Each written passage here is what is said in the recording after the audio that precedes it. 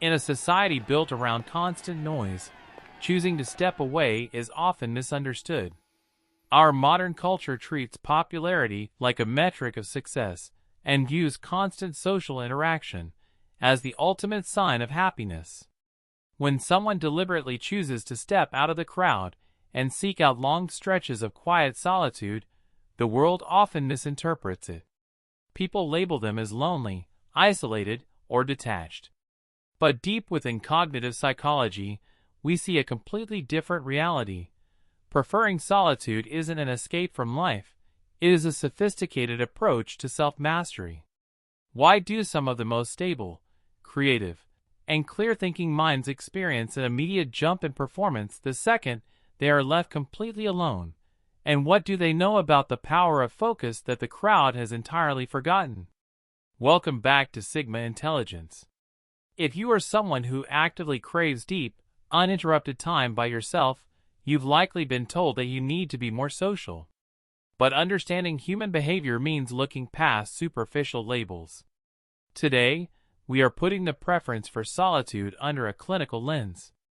We are moving past the standard ideas about introversion to explore how your mind handles social independence, analyzing the exact mental shifts that take place during intentional isolation, and explaining why choosing your own company is a major evolutionary advantage in a hyper-connected world.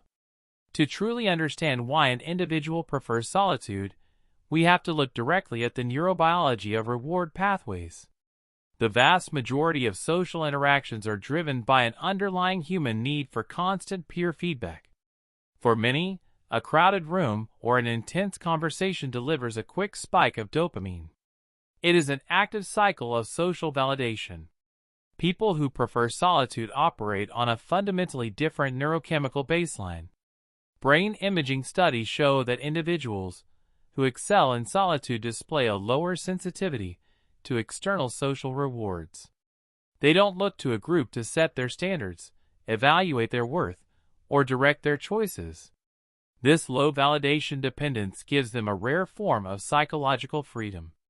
Because their internal reward system doesn't rely on constant external feedback, they can focus 100% of their mental energy on personal goals, deep mastery, and objective truth, completely free from the emotional distraction of trying to fit in. The second major psychological marker of someone who seeks out solitude is a dedication to what we call intellectual hygiene. When you spend your days constantly surrounded by people, you are exposed to a non-stop wave of opinions, emotional reactions, and groupthink. Psychologists call this social contagion, the subconscious habit of adopting the anxieties, beliefs, and biases of the crowd just by being near them. This constant proximity slowly wears down your ability to think clearly and independently. Choosing solitude is an effective way to clear out that mental noise. When you step away from the group, you give your prefrontal cortex the space it needs to process reality without outside interference. This deliberate distance allows your brain's default mode network to map out complex patterns, solve deep creative challenges, and build solid convictions.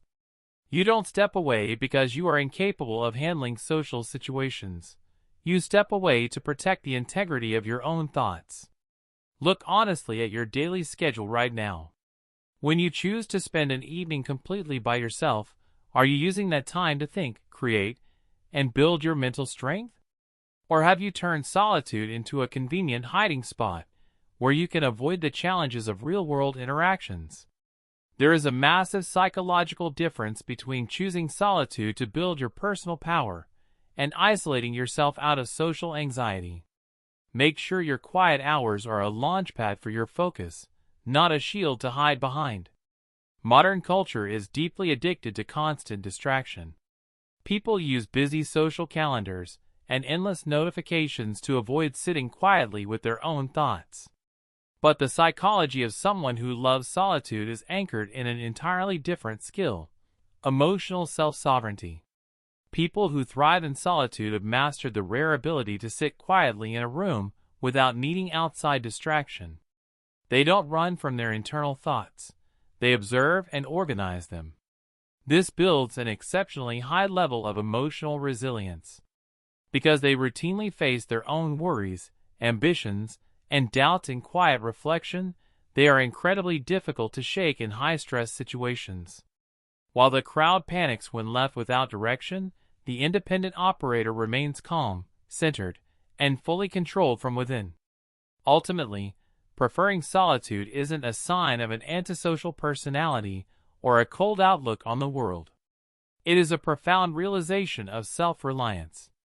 It means you have built an inner world so clear and an environment so intentional that you don't need to chase passing social distractions just to feel complete. Solitude is your workspace, your anchor, and your competitive edge.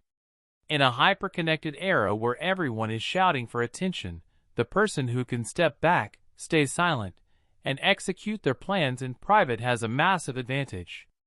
Trust your own path. Keep your focus sharp. Protect your quiet hours. If this psychological breakdown brought clear validation to your preference for solitude, hit that like button, subscribe to Sigma Intelligence, and drop a comment below. How has intentional quiet time helped you build your focus or clear your mind? Let's break down the mechanics of human behavior together in the comments. I will see you in the next video.